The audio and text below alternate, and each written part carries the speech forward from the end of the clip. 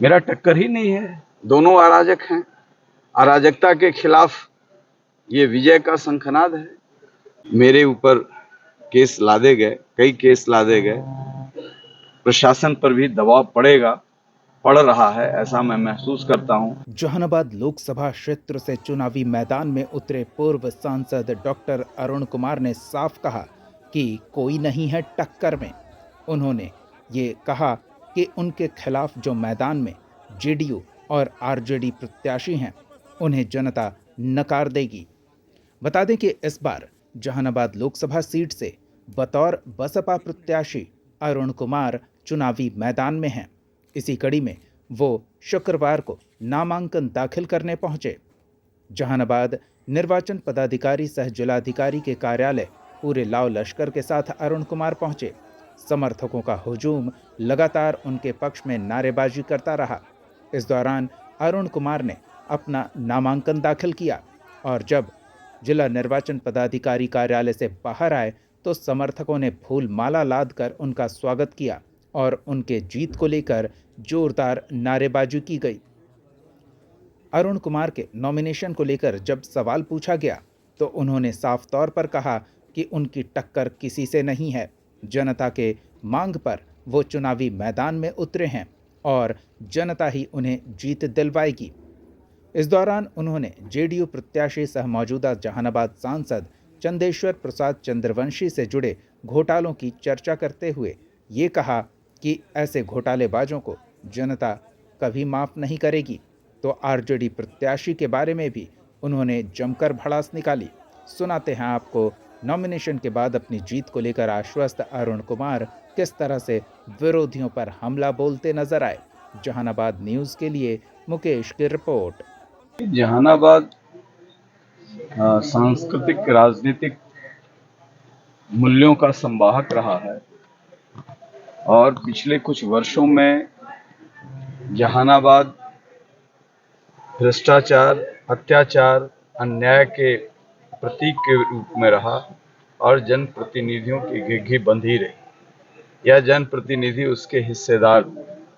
तो आज एक बड़ी चुनौती है हमारे सामने। जनता ने धर्म और जाति से ऊपर उठ करके हमारे साथ खड़ा होने का संकल्प लिया।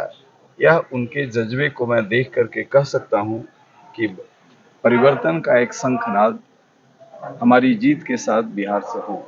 देखिए, जनता जब हराई है, हराने के बाद जिसको जिताई है, वो खट्टा मीठा का अनुभव उनको हो गया है। इसलिए जाति और धर्म से ऊपर उठ करके स्वीकारोक्ति हमारे विचारों का है।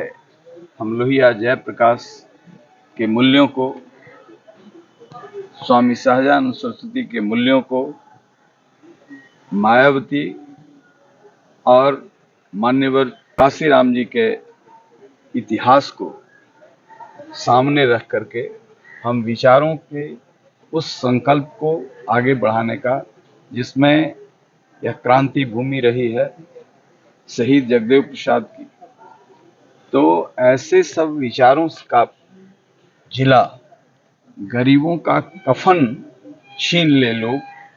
यहाँ एम्बुलेंस घोटाला हुआ है। कल माननीय मंत्री आए हुए थे यहाँ बधाई देने। मंत्री जी ने ही 6 महीने पहले कहा कि कोरोना काल में इन एम्बुलेंस वालों ने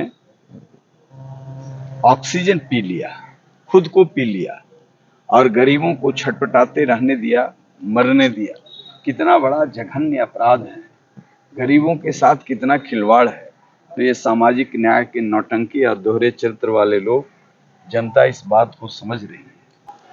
जो जन समर्थन में लोग आए हैं, उनके चेहरों को देखिए तो पता चलेगा कि बहुजन के झंडे के नीचे आप सभी दल के लोग जहां घुटन महसूस कर रहे थे, आज खड़े हुए हैं कि यही उन विचारों को आगे ले जाएगा जो वंचितों को न्याय दिलाएगा।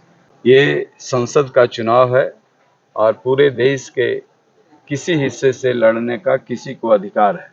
लोगों ने स्वीकार किया कि डॉक्टर लोहिया कहा करते थे कि यदि पार्टी, चौधरी चरण सिंह कहा करते थे कि पार्टी गलत व्यक्ति का सिलेक्शन कर दे तो जनता को रिजेक्ट करने का अधिकार है। तो अभी जनता ने रिजेक्ट किया है।